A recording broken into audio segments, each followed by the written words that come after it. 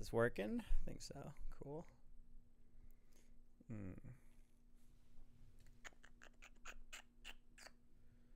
All right, let's get two of me here. How do I add my other camera? All right.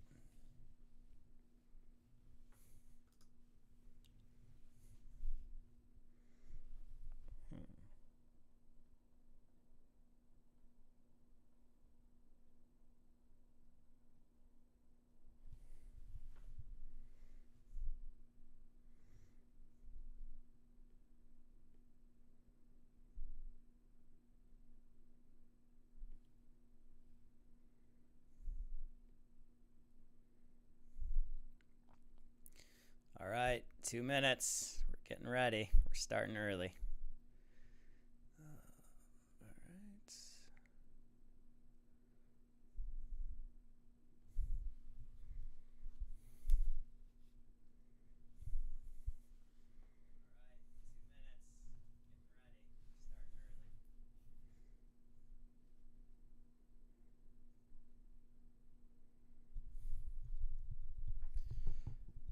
All right, if you could just write in the comments if you could hear me. I'm troubleshooting, trying to figure this out. Oh, wow, there we go. Who's calling me? Okay. All right, cool. Well, I'm going to start this off, and people can filter in as they want to. I'm very excited to do this. This is my first time live streaming on both YouTube and LinkedIn at the same time. I'm trying Restream, which is a very cool new platform. I've been playing around with this all day. I got a bunch of fun things. I can make myself double, and I can bring up different backgrounds and things of that sort. So basically today I want to chat with everybody about my frontline perspective of the AR VR industry over the past decade. I'm going to be telling a lot of the stories that I went through and kind of conveying how that fit in with where the overall market was for AR VR. I think I'm one of the few people that have really, stuck with this for a long time. There's a handful of people out there that can say that.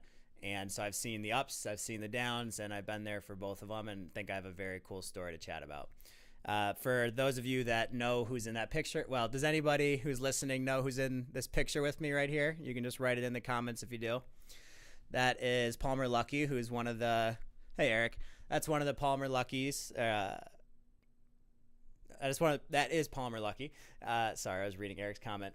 And he's the founder of Oculus, which really was the birthplace of the consumer virtual reality industry. He started Oculus, I think 2012, I want to say, is when he started hacking on it. They did a Kickstarter with John Carmack. Famously, they raised some capital. I think it was about $1 million on Kickstarter. And shortly after that, within a year or two, they were bought by Facebook for $2 billion and went on to become Oculus and the whole basically VR division, which, as you know, helped birth the industry. And now we have Apple and other companies that are getting involved.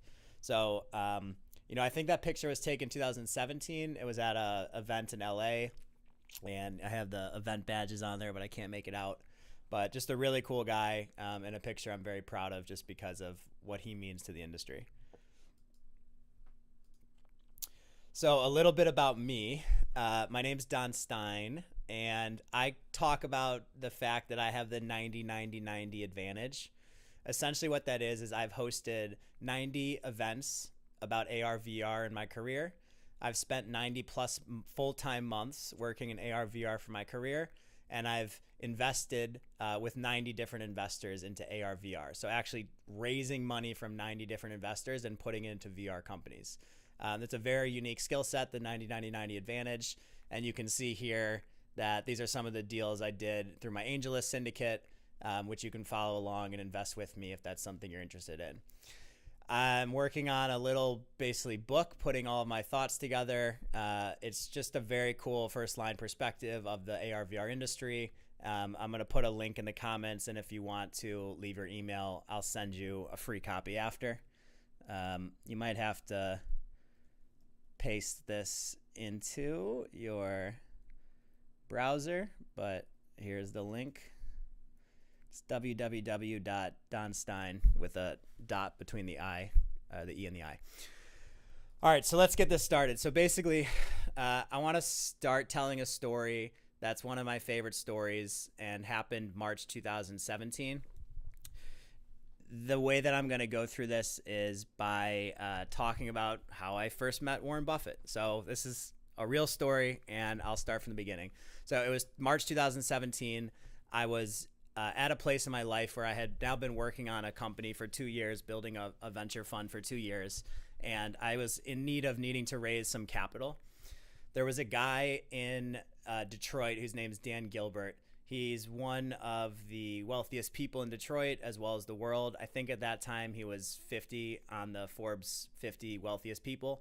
And he did that all through himself. He was a self-made deca billionaire. He started an insurance company and scaled that to tens of billions of dollars of revenue all by himself. Quite an impressive person.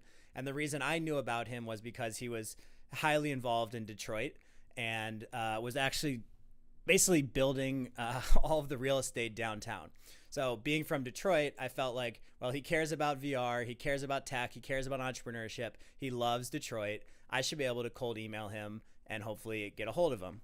And so that's what I did. So I actually talked to two of the different venture funds that he was a limited partner investor of. And I asked them if they would forward an email from me to him at 4 p.m. on the next day. And that way I knew that he would have no way to basically avoid at least seeing my email. Whether he chose to respond or not, out of my control, but I felt like I could at least control if he was going to see my email. So both of those two people said, yes, Don, sure, we'll send you or we'll forward the email along to him tomorrow at 4 p.m. And so what was the email? I didn't want to just send a text-based boring email. And so what I did was I put on a virtual reality headset. I sat in front of my camera and I did a whole pitch to him with the headset on that ended in me doing a rap. And so literally, 15 minutes is all I need to do what I've done. I had to cry, sweat, bleed. Like I had a whole rap doing it completely blindfolded in a headset to a camera. That video gets forwarded to Dan Gilbert at 4 p.m. the next day. And within 15 minutes, I get a response from Dan's assistant, and she says, hey, Don, he'd love to meet you. He saw your rap. He thinks it's clever. And instead of the 15 minutes that you asked for, he's going to give you 30. Okay, this guy, I was 25 or something, and this guy is one of the 50 wealthiest people in the entire world, and his assistant just messaged me to come meet him in person the following week. It was like one of the greatest, emails of my life. I immediately jumped up. I purchased a shirt from Amazon that said Detroit hustles harder because I knew if I walked into his office with a suit coat like everybody else, I wouldn't stand out. So I bought a graphic t-shirt that showed my love for Detroit, and I sent it to my parents' house in Detroit. I booked tickets to fly back over to Detroit over the weekend and did that. So I flew out to Detroit and was getting ready for my meeting. I went into his office that morning, like so excited, about to go meet the greatest, person that could basically give me all the money I need for my venture fund. I was so excited, amped up. 1 hour went by, nothing. 2 hours went by, nothing. 3 hours, still nothing. 4 hours. He's a busy guy. I basically just sat in his lobby, and it was kind of to the point where I was thinking, okay, this was not worth my time. I don't think he's actually going to meet with me. That was silly of me to think that. And as soon as I started really getting serious about leaving, his assistant says, hey, Don, Dan's ready to see you. Please come in. So I walk into Dan's office, and again, I'm 25. I don't know anything. I'm trying to raise a venture fund formally for the first time. And I sit down. He's not in the room yet. He's so busy that he has two offices, one where he reads the background of the person that he's about to meet with, and then one where he actually walks into and meets the person. He was still in the other room at the time. And so I started looking around the room, thinking to myself, what would, a Dale Carnegie do? Like, how do I spark this conversation so that it's good from the get-go?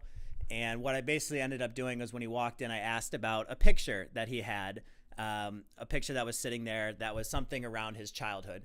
And we started talking, we hit it off, and 6 minutes later, his assistant came back in and she said, hey, Dan, you need to leave. You got to go.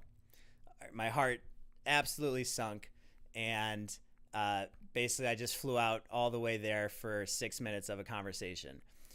Instead of him saying, yes, I need to go, sorry, he turns to me with zero context, and he says, "Do you want to come meet Warren Buffett?"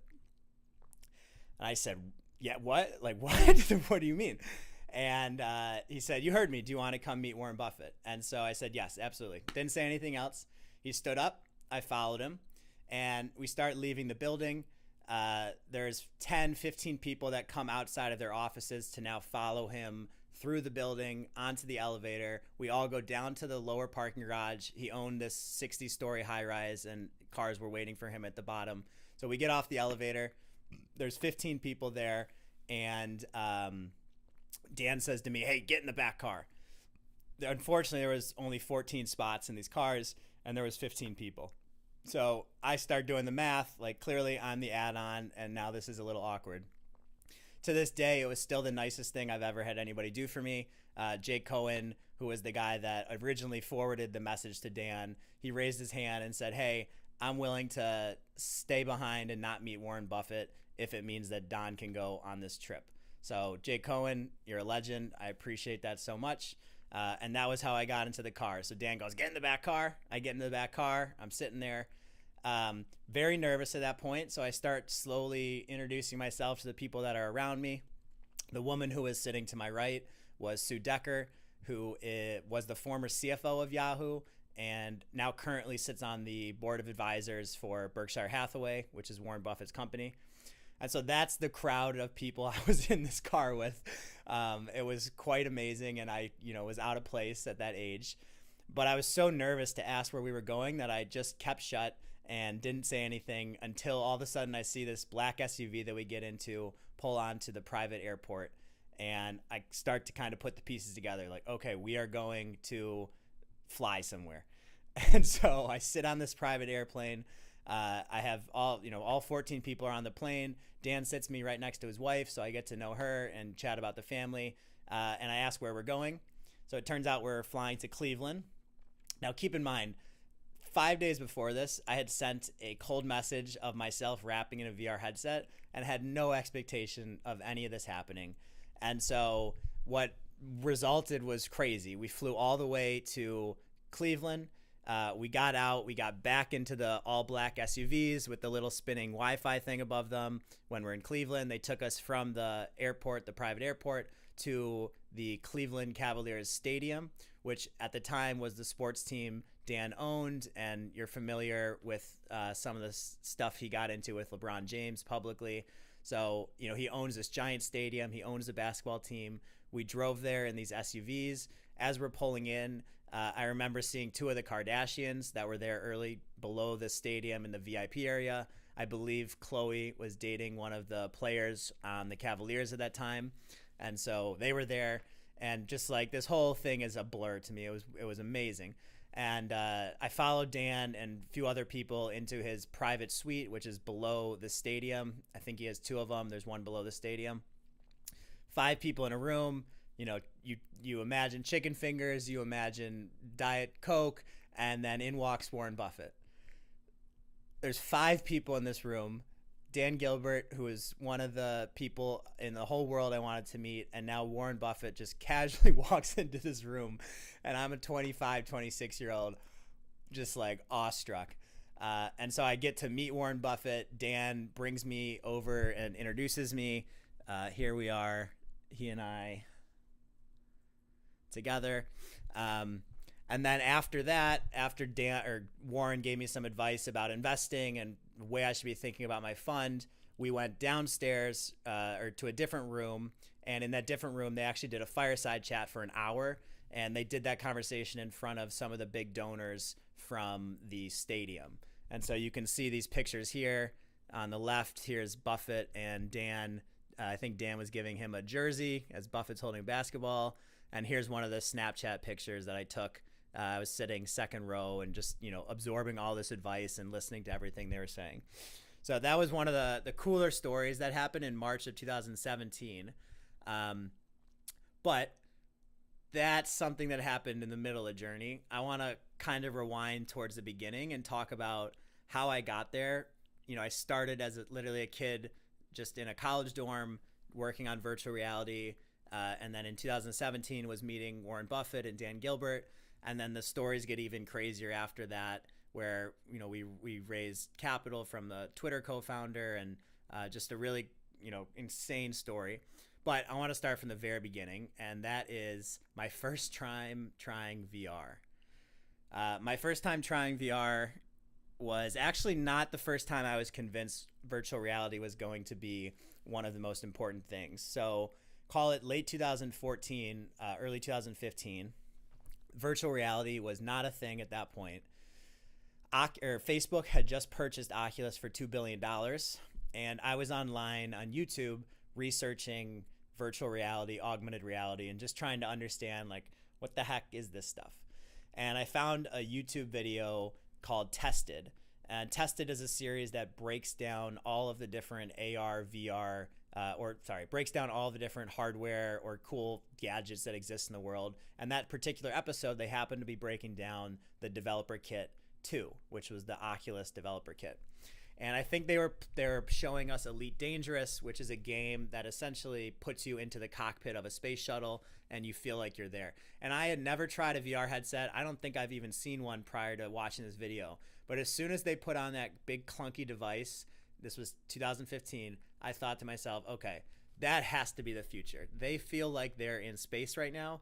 Imagine all the different possibilities and all the different good things you can do for the world if you can actually have people feel like they're somewhere else or feel like they're present with other people, even though they're not and they're isolated. And so that was really kind of my hook into VR, was watching that video. And then what proceeded after that was logically, okay, I need to try this headset out. I need to figure out how to try it.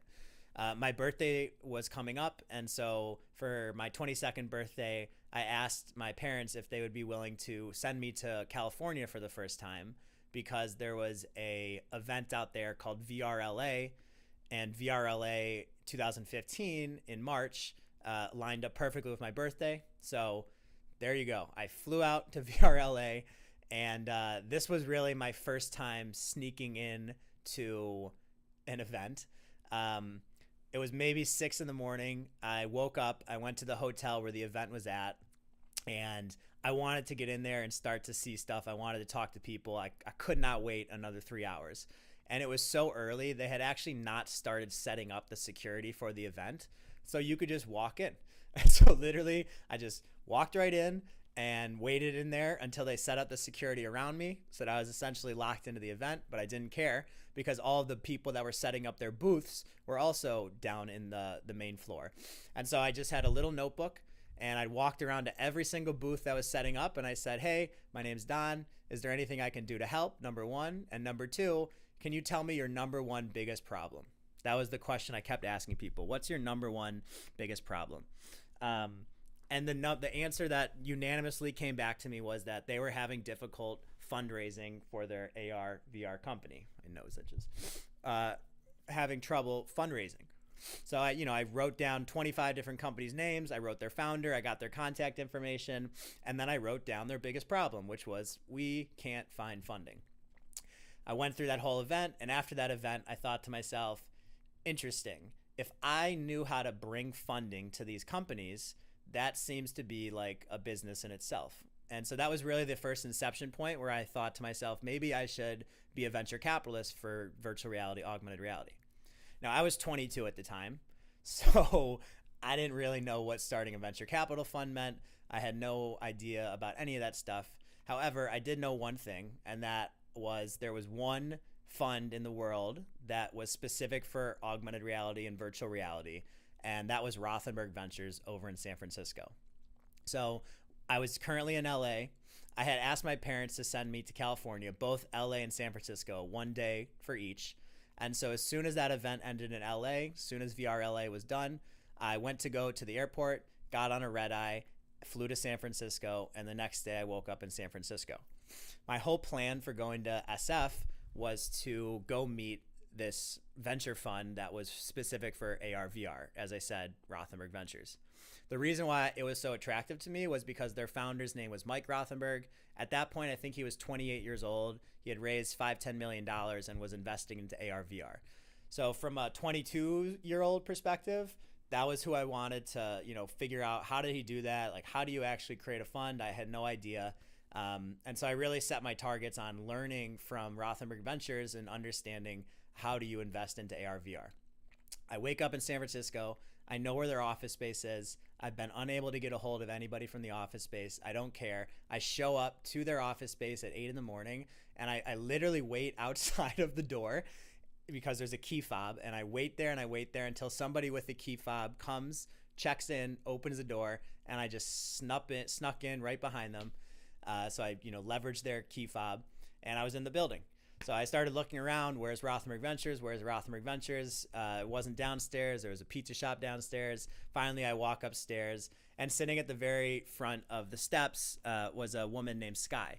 And so Sky was the receptionist, EA. She helped with everything, event coordinator. She was really the best. She did everything. But she saw me there. She said, "Hey, can I help?" I said, "No, I don't have an appointment or anything. I just really think you have a cool company, and I'd like to work here one day." And so I just kind of snuck in and wanted to see if I could meet your CEO. Okay, she laughed at that, and she said, "No, you can't meet our CEO. That's no. But I'll at least show you around the office, and maybe you can shake hands with a few people." So I took what I could have, and she showed me the rooftop. We walked around the office. She introduced me to some of the employees. She showed me where they had the different companies stationed within the office space, and then I left. And so, that to me was a very eye-opening moment, because even though I didn't get a chance to talk with their CEO, Mike Rothenberg, directly, I got a vibe for the office, and I got to meet some people, and I wrote down all their names so that I could go follow up and bother them until somebody responds. So I fly away from California. My trip was I consider it success. I'm leaving with all these names of founders that want to raise money, as well as a little bit of an intro to one of the venture funds. And basically, I just started learning about venture capital for the next month of my life. So this is the first time I ever tried VR. This was at that LA event. And you can see from the caption I put on Instagram, it says, "This is insane, #venture capitalist dreams." So truly, as a 22-year-old, the minute I put on that headset, I had one goal in my life, and that was to go create a venture fund for AR VR. So I get back to Michigan or Indiana, I don't remember where I flew to, and just start learning about VC as much as possible. So I start calling, cold emailing, messaging anyone I can that's a VR company, and saying, "Hey, do you need money? Do you need capital? I know a bunch of VCs. Can you send me your pitch deck?" Now, the real hustle part of this was that I didn't really know that many VCs. And so what I would do back in the day is people would send me their deck. I was a 22-year-old. I would take their deck. Then I would go find a list of 25, 30 VCs. I would cold email all of them, and I would say, "Hey, I have a bunch of great founders that have pitch decks and want to raise capital. Are you okay if I make introductions?" And so basically, from having no connections on the AR VR side of things and no connections on the VC side of things, I was able to now build this two-sided marketplace by getting a deck from the founder, meeting a VC that wanted to see it, then meeting another founder, then meeting another VC. And over time, this just built up to where I was basically looked at within the VC space as that kid that brings a bunch of AR VR deals to us. And I was doing this all for free. I was still in college. I was, going to the library and doing this from the college library instead of working, and just loving it. It was a great time. And there was some great deals that came out of there. Howard Rose probably still remembers me as a 22-year-old walking into the office and trying to help them raise money, because it was just such a, funny joke at that point. I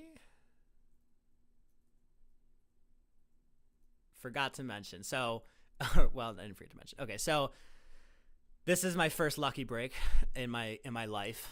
I write an article on uploadvr.com, and I'll show you the article right now if I can do this.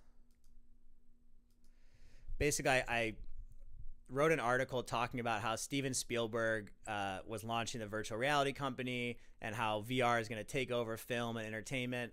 And there you can see my 22-year-old self as the published author there. And so I wrote that article on Upload VR. I really thought nothing about it other than, hey, I just want to share my thoughts with the world. And at that point, I actually had a job in Los Angeles.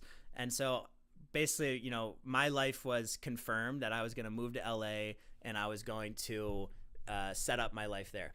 As soon as I published that article, I get a message from a guy named Savan, and Savan says, hey, I work at River Studios. We're one of the portfolio companies of Rothenberg Ventures. I heard you've been bouncing around here and tried to sneak in, and we read your article, and we really like your writing style, and we were wondering if you would come move to San Francisco and work for us. Now, this was really what I wanted the whole time. I wanted to go to San Francisco. I wanted to work in the Rothenberg Ventures building. I wanted to be a part of VR, but I had already set up a job, and I had already set up a roommate, and I already had a lease in Los Angeles. And this conversation happened a week before I was going to move to LA. So rather than move to LA, I called the roommate, I cancel it, I figure a way to get out of the lease, I pay all the cancellation fees, and that's it. I moved to San Francisco. In that time period, I did not have enough time to get a lease. I didn't have enough time to figure out where to live in San Francisco. And so literally all I did was I took a carry-on suitcase. I booked a hostel. I was one person in a room with 10 other people in a bunk bed hostel in downtown Soma. Not the nicest. And I was living in San Francisco the next thing you know it. So I started walking into Rothenberg Ventures on a daily basis, and I was working there for one of the portfolio companies. I was not working yet for the venture fund, and I was living in a hostel, and I didn't know what I was doing. So my boss, Savan, who was the guy that initially called me, he said, hey, I know it's taking us a while to figure out how to set up payments, and we know that you're sleeping in hostels. Would you be okay if you wanted to basically move onto my pull-out couch, and then we can at least commute in together? We can talk about VR, we can talk about work, and I'll help you get settled in San Francisco. Really nice offer, an unbelievable guy with an unbelievable family. And so I moved into Savan's house the next day. I still wasn't on the payroll. I still didn't know who was going to pay me from that company. All I knew that I was building VR stuff, and I was happy. So I did Shabbat dinner with Savan's family. I slept there and really just got the full experience of living in Sunnyvale, commuting up to San Francisco with him. And he and I became very close during that time period because of the hour-long commute. But as a 22-year-old at the time, I wanted a little bit more out of life. I wanted to have fun. I wanted to experience San Francisco. I wanted to meet people. And so my friend Corey told me that one of his former roommates from Michigan, University of Michigan, had just moved to San Francisco, and I should contact him. So I'm like, okay, I'll contact Sam. So I messaged Sam on Facebook and say, hey, my friend told me that you're moving out here. I'd love to meet you. I'm looking for friends. Do you think we can hang out tonight? Sam says, sure, let's do it. And so I go over to his house. I meet his two roommates. They were living off 9th Street down in Soma. And we go out for the night. It was a great night. We come home around 2 a.m. and we're hanging out in their house. And I go upstairs to go to the bathroom. And as I go to the bathroom and walk up the stairs, I see that they have a walk-in closet that is detached from anybody's bedroom, but it has somebody's clothing in it.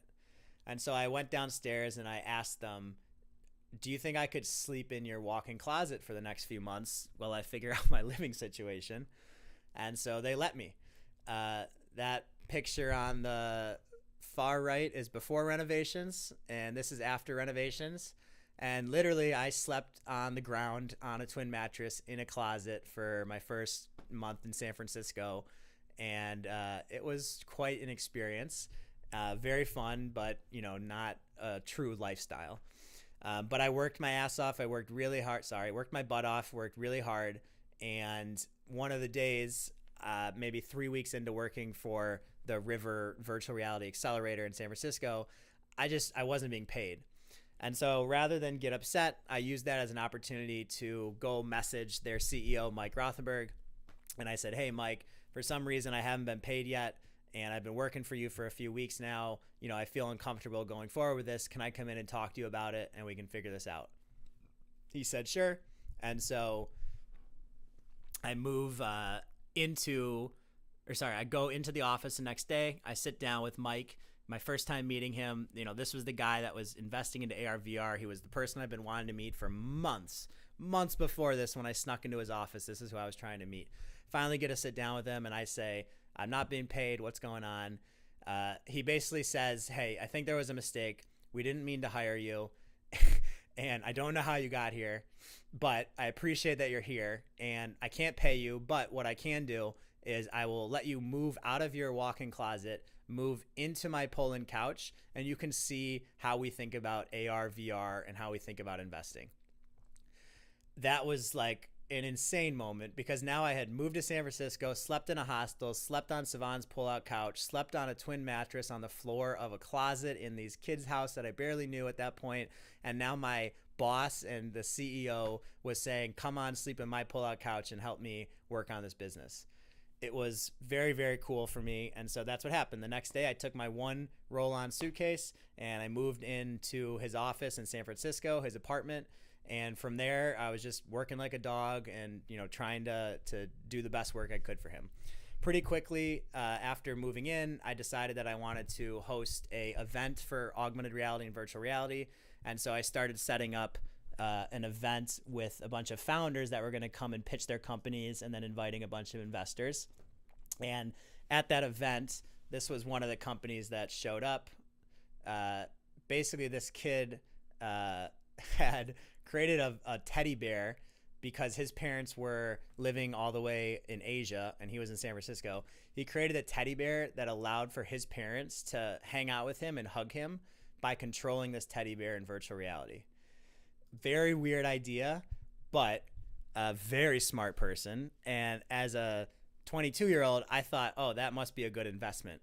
And so I hosted that event. I convinced the team at Rothenberg to invest into that guy's company. I think we put in $100,000 over a time period, and we started helping him get a visa. So like at that point, I was on top of the world. I had achieved what I wanted, which was go get a dream job for Rothenberg in San Francisco, invest into AR, VR. Like it was all working. I was building a network. Everything was great.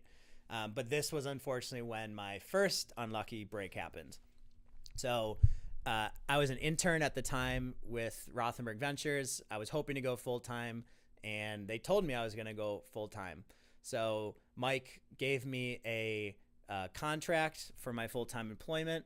I signed it that night. I read through it. The next day, literally the next day, I walk into his bedroom. It's the same exact house we live in, so it was really easy. I walk into his bedroom with the signed employment thing from my end, and he says, nope, never mind. You're done. You got to move out. You're fired. We're not keeping you here. That's it. I was like, what? What do you mean, Mike? Like, I've been working so hard for you. You just gave me an offer. We've been negotiating for 2 weeks. I just signed it. Well, what do you mean that none of that's all void? I don't understand.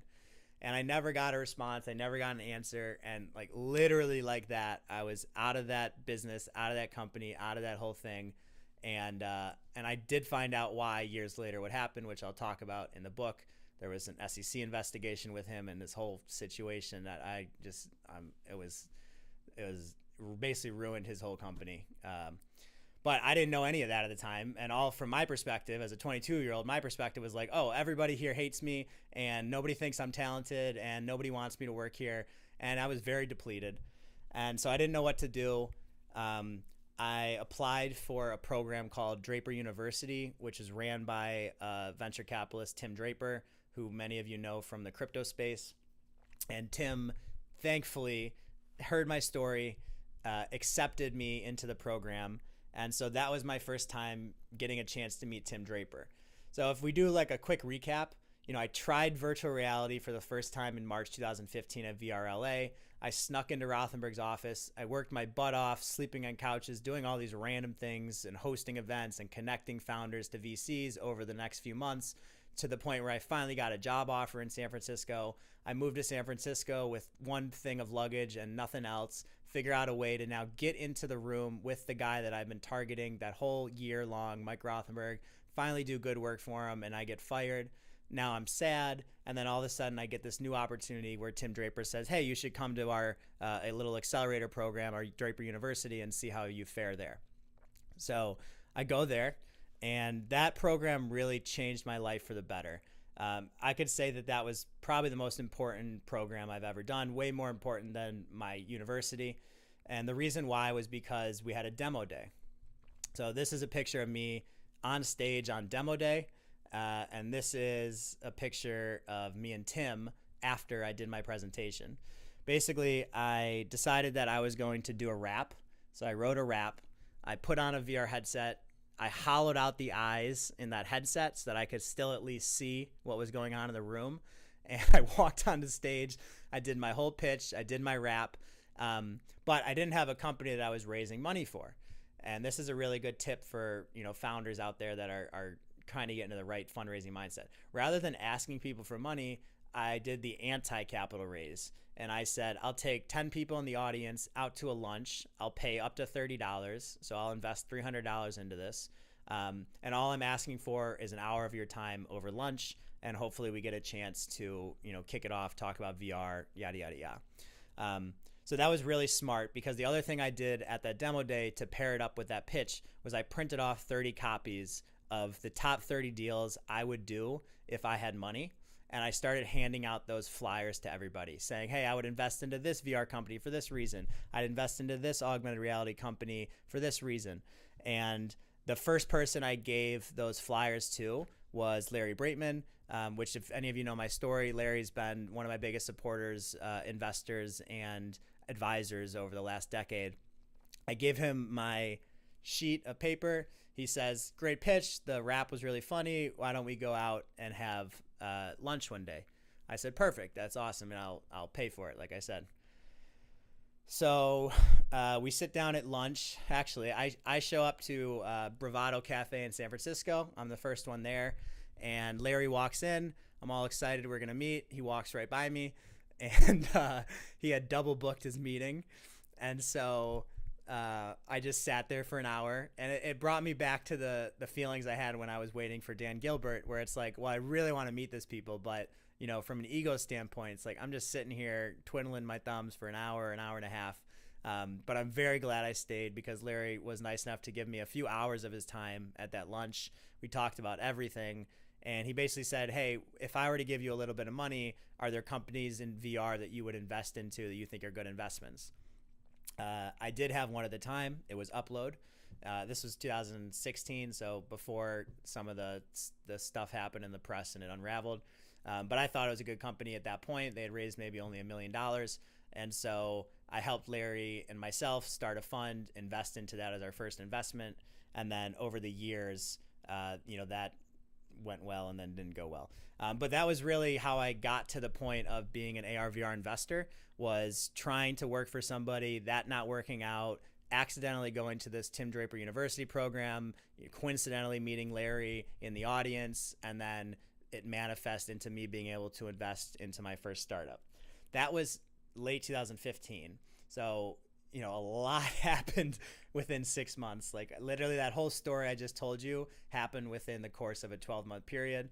But by the end of it, I had a remote office. This is my little office. My buddy, who had just moved to San Francisco, who I also didn't know before he moved to San Francisco, we went and got an apartment.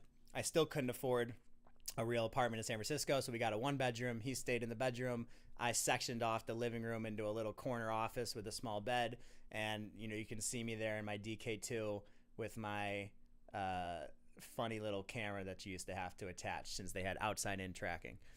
And that was pretty much the first year of my journey. I've been working on putting all of this into a book, and each chapter is entitled My First, and then whatever it is that I did for the first time. So my first time trying VR, my first time seeing Rothenberg Ventures, my first time learning about venture capital, my first lucky break, my first month living in San Francisco, my first event, my first unlucky break, my first demo day. I'm basically just putting all of this in there and talking about it from the AR VR perspective. All right, so now that we've gone through that,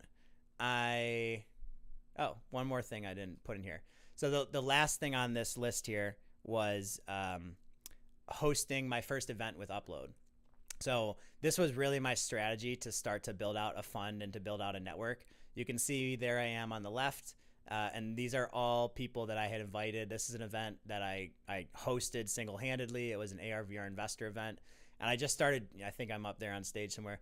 And I just started doing these every single month or every other month and bringing in hundreds of people and like trying to, get investors interested in VR, trying to understand what they don't like about VR, what they love about VR.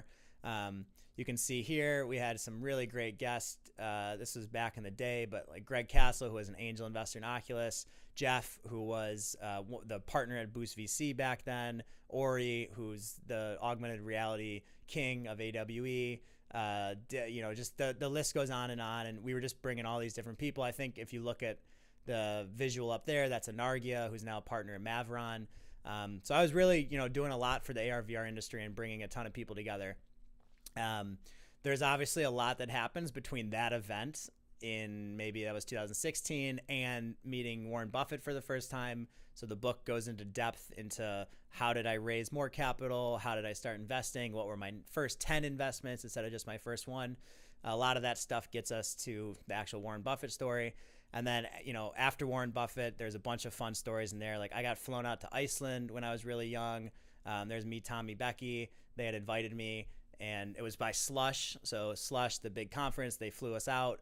I got to sit on stage. I chatted with some of the awesome people. I got to go in this big igloo. If you can see that picture, I'm in an igloo bundled up. I started an avatar business with our seed investor was Biz Stone, who was one of the 3 co-founders of Twitter. There's his avatar. There's my avatar. We were on stage hosting an event together. I raised $600,000 by going on television. Tim Draper invited me onto his TV show, and we did a crowdfunding campaign. And basically, there's just like a ton of fun stuff that I've done over the last 10 years, ridiculous stuff that I think is a very cool story when it's told coherently. And so I'm going to practice and work on it. If you are interested to view the story, read the story, or be a part of it, you can thanks, Daniel. Appreciate that. Sorry, I'm still learning how to do these whole live stream things. But yeah, so go to www.donstein. There's a period between the E and the I. That'll bring you to my website. And if you put your email there, I'll send you a free copy of what I have so far from the book. If you want to read it and respond to me, that's awesome. If you want to read it and not respond, that's awesome. If you want to not read it, don't give me your email. But yeah, I want to, tell this story, and I'm really looking for everybody's help in order to tell it properly. One other thing I'll say here, because I do want to make this kind of correlated back to the AR VR industry. So in 2015, which is when I started doing that and started moving to San Francisco, VR was hot. It was really hot. VCs loved it. Everybody was talking about it. It was a very trendy thing, much similar to how AI is right now. And that lasted about 2 years until early 2017.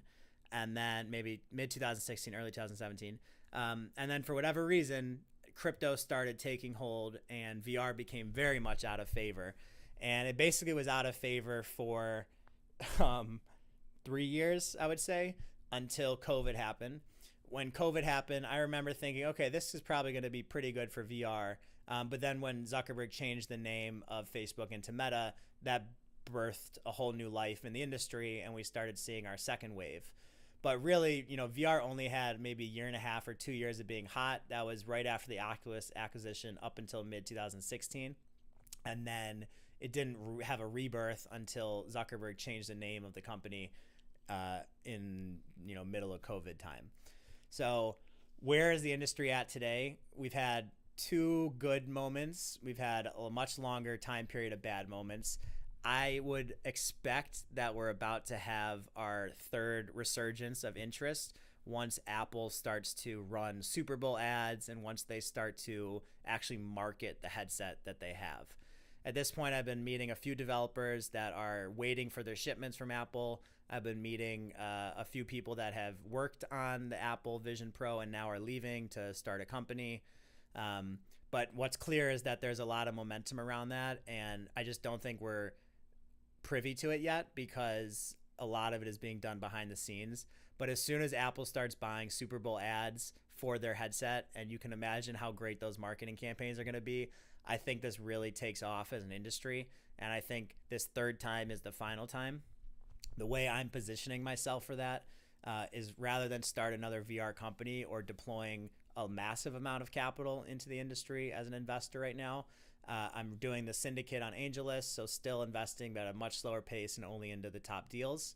And I'm also writing a lot and publishing newsletters about AR, VR, and trying to get that going. All right, so if you stuck with me, I appreciate the time very much. This formally starts at 4 o'clock, so I'm literally going to run through this whole story again. But that was a practice run, and I appreciate all of y'all for listening. I'm going to take a few-minute break, and then I will be back to do that whole story again, but better.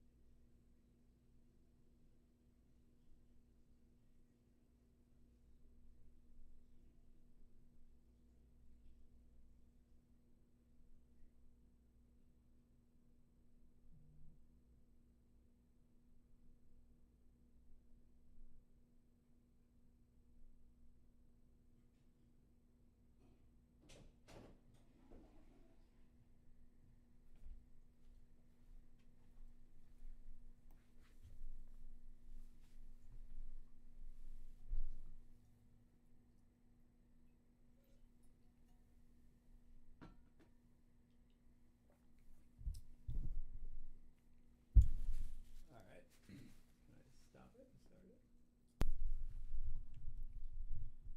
All right. Very, very cool. So I'm getting used to this, but we are formally scheduled for 4 p.m. I just did a test run with a bunch of people, but I'm going to go through it now that we're more refined. So I see there's 6 people that are joining us right now. Can you maybe write down in the comments where you are from and where you're located right now?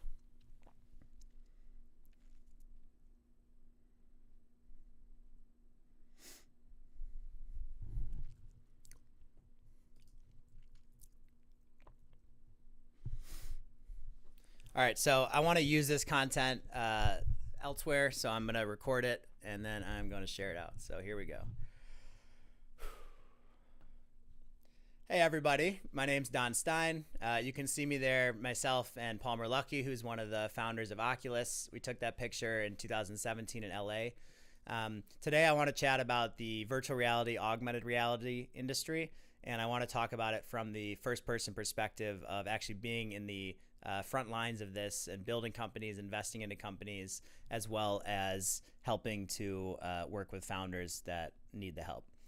Basically, who am I? I call what I have the 90-90-90 advantage. I've worked full-time in the industry for 90 plus months. I've hosted 90 plus events in the industry, and I've helped 90 plus investors invest into these companies. That's, literally because of me, they wrote a check either directly into me or into a company that I'm helping to syndicate on AngelList. So I've been very active over the long time and very proud of it. I'm working on a book that talks about the whole builder journey over the last decade from the AR/VR industry. If you want it, you can check it out later.